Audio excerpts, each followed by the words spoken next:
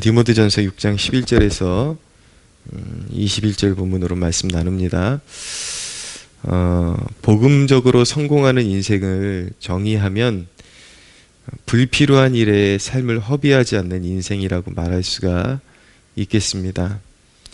주님을 인격적으로 알지 못하고 이단 사설과 음모론에 빠져 살아가는 것, 그리고 돈과 명예욕에 빠져서 영혼이 빈털터리가 되는 것, 그리고 세상 즐거움에 빠져서 영적인 공허함 가운데 살아가는 것, 이런 불필요하고 정말 쓸모없는 것들에 빠져 살아가는 것이 인생을 낭비하는 것이고, 그런 것들을 추구하면 추구할수록 인생은 공허함과 영적인 어두움 가운데 빠져서 헤매이고 낭비하는 인생을 살 수밖에 없는 것입니다.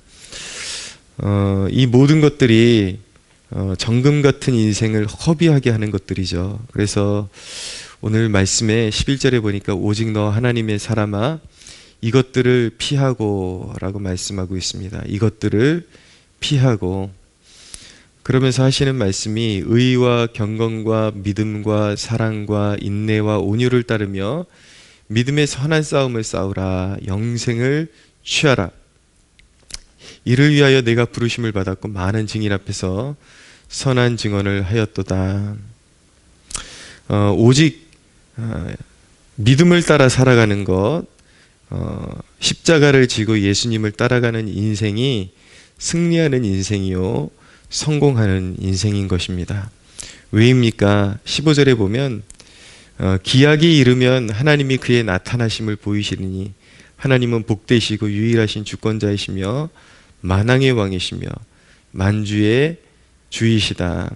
오직 그에게만 죽지 아니함이 있고 가까이 가지 못할 빛에 거하시고 어떤 사람도 보지 못하였고 또 볼 수 없는 이시니 그에게 존귀와 영원한 권능을 돌릴지어다 라고 말씀하고 있습니다. 기약이 이르면 하나님께서 약속하신 때가 이르면 예수님께서 이 땅에 다시 강림하실 것입니다. 천사들의 나팔 소리와 함께 이 땅에 이제 이 세상의 종말을 고하면서 예수님께서 이 땅에 강림하시고 모든 인류의 역사는 마무리가 되고 모든 이제 산자와 죽은 자의 심판장으로서 오시는 것이죠. 그래서 모든 죽은 자들이 다시 살아나고 부활에 참여하게 됩니다. 그때는 예수님을 신실하게 믿었던 사람들 뿐만 아니라 예수님을 믿지 않고 하나님을 떠나서 방황하고 죄짓고 살던 모든 사람들이 동일하게 부활을 경험하게 됩니다. 그런데 그들의 부활의 성격이 달라요.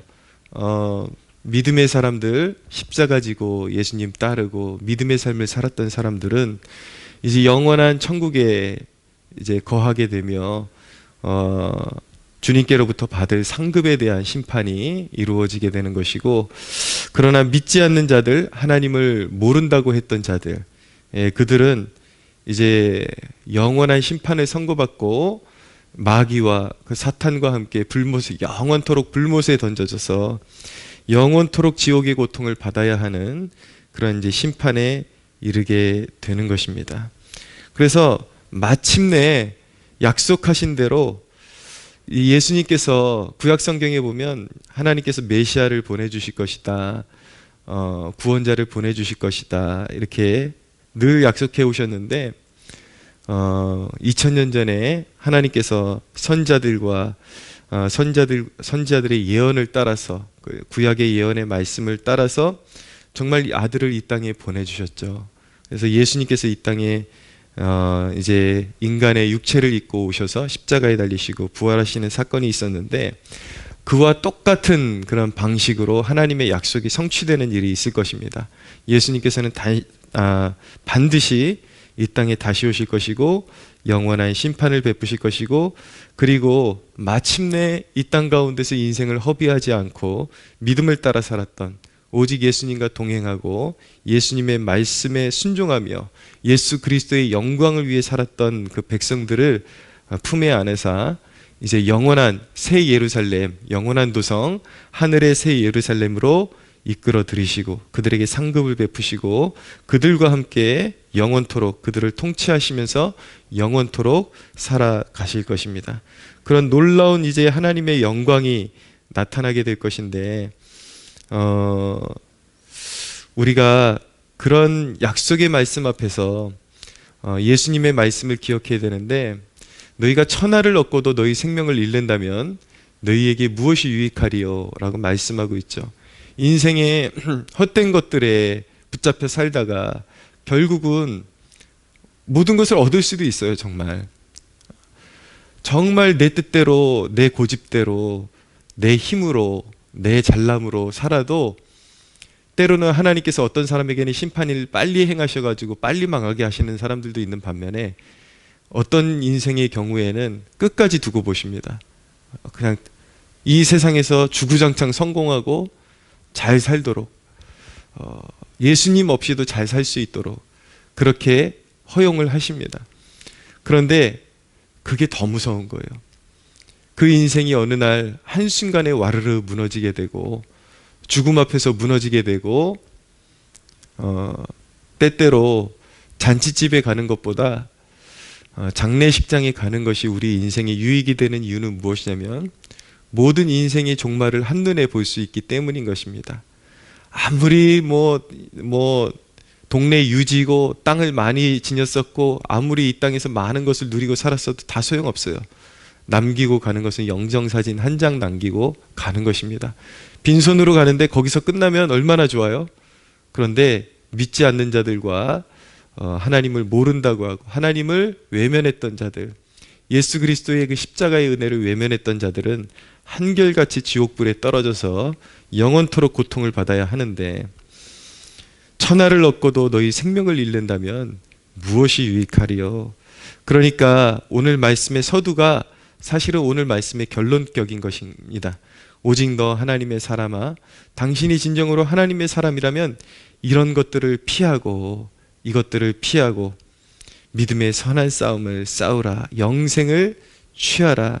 이를 위하여 내가 부르심을 받았고 많은 증인 앞에서 선한 증언을 하였도다 라고 말씀하고 있는 것입니다. 영원한 나라에서 최종 승리와 성공을 맛보고자 하는 사람들은 오늘 본문의 다음의 말씀을 깨닫고 순종해야 합니다. 17절에 보니까 내가 이 세대 가운데서 부한 자들을 명하여 마음을 높이지 말고 정함이 없는 재물에 소망을 두지 말고 오직 우리에게 모든 것을 후히 주사 누리게 하시는 하나님께 두며 선을 행하고 선한 사업을 많이 하고 나누어 주기를 좋아하며 너그러운 자가 되게 하라. 이것이 장래에 자기를 위하여 좋은 터를 쌓아 참된 생명을 취하는 것이니라 라고 말씀합니다. 재물을 자기 자신과 이 땅을 위해 쌓는 자들은 이 땅에 속한 자들입니다. 재물의 사용은 그 사람의 마음과 믿음이 어디에 있는지를 정확히 표현해주는 척도가 되는 것입니다. 그래서 재물을 어떻게 사용해야 되는지를 신앙적으로 잘 알지 못하면 결국은 파선하는 인생이 되고, 인생의 사람이 가장 섬기는, 가장 떠받드는 우상이 무엇이냐면 돈이라는 존재인데, 이 돈이라는 주제에 대해서 신앙적으로 알지 못하고 이것을 어떻게 사용해야 되고 어떻게 다루어야 하는지 알지 못한 채 막연하게 믿으면 되지라고 그렇게 생각하다가, 그런 믿음의 원리를 알지 못하고 하나님께서 주시는 재물을 다 헛된 데에 사용하고 자기 자신의 영달과 오직 개인의 그런 추구와 그리고 세상의 오락과 즐거움과 이 땅의 그런 안위, 이 땅의 것들을 위해서 사용할 때에 그 인생은 파선하는 인생이 될 수밖에 없다라는 것을 알게 되는 것이죠. 디모데 후서의 막바지에 이르러서 하나님께서 성령을 통해서 우리에게 주시는 경고가 세상의 다른 것이 아니라 재물을 어떻게 사용해야 되는지에 대해서 경고하고 계시다라는 것을 우리가 누누이 마음에 새겨야 하는 것입니다. 결국은 돈 때문에 사람이 부패해지고, 돈 때문에 하나님을 떠나고, 돈 때문에 교만해지고, 돈 때문에 영적으로 안일해지고 망하는 삶을 살아가는 것이기 때문에 이 돈에 대한 분명한 그런 신앙적인 의식을 가지고 실천하지 않으면 결국은 파산하는 인생이 될 수밖에 없는 것입니다. 작은 물질부터 내가 이 세대에서 부한 자들을 명하여라고 말씀하니까 마음에 잘 와닿지 않는 사람들이 분명히 있을 거예요. 아, 나를 얘기하는 것이 아니라 세상에 빌딩도 많이 갖고 사업체도 큰 사업체를 가진 사람들을 이야기하는 것이구나. 결코 그렇지 않습니다. 물질이라는 것, 재물이라는 것은 작은 물질부터 하나님 나라를 위해 사용하는 법을 배워야 돼요. 특별히 청년들은 용돈을 사용하는 그 법칙부터 하나님의 뜻대로 사용하는 법칙을 배우고 습관을 들여야 그것이 연장이 돼서 사회로 나가서 이제 하나님께서 월급을 타게 하시고 이제 더 나이 들어서 어떤 사업체를 일구거나 어떤 가게를 일구거나 어떤 사업에 뛰어들 때에 그때 이제 신앙의 좋은 습관들이 계속 이어져서 그 물질을 아름답게 관리하게 되는 것이지, 어느 날 지금 작은 물질에 충성되지 않으면서 어느 날 내가 나름대로 사회 속에서 자리 잡고 성공하면 물질을 하나님의 뜻대로 쓰겠다. 그것은 절대로 이루어질 수가 없습니다. 이 모든 영적인 원리도 운동과 같아서 작은 것부터 들어올리기 시작해야 나중에 큰 무게가 되는 것도 너끈히 들어올리지, 작은 것 하나도 하나님 앞에 드리지 못하고 그리고 하나님의 뜻대로 사용하지 못하는데 나중에 내가 큰 돈을 벌면 하나님의 뜻대로 사용하는 습관을 들이겠다. 이것은 절대로 성립될 수 없고 말이 되지를 않는 거예요. 그래서 항상 제가 늘 설교단에서 강조하는 것은 무엇이냐면, 물질과는 가난한 사람이나 부자나 면제가 없다. 가난할수록 오히려 자기에게 있는 작은 물질을 떼어서 하나님 앞에 헌신하는 법을 배워야 가난에서 벗어날 수 있고 하나님의 도우심을 경험할 수가 있게 되는 것이죠. 나는 가난하니까 거기서 오히려 가난한 사람들이 작은 물질에 욕심이 더 많다라는 사실 아십니까? 작은 것에 벌벌 떨고 하나님 섬길 줄 모르고 그러니까 평생 가난한 거예요, 그냥.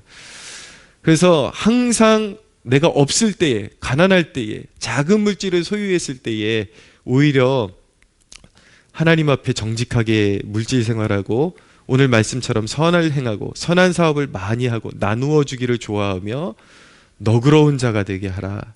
이것이 장래의 자기를 위하여 좋은 터를 쌓아 참된 생명을 취하는 것이니라 라고 말씀하고 있는 것입니다. 행함이 없는 믿음은 죽은 것이라고 성경이 말씀합니다.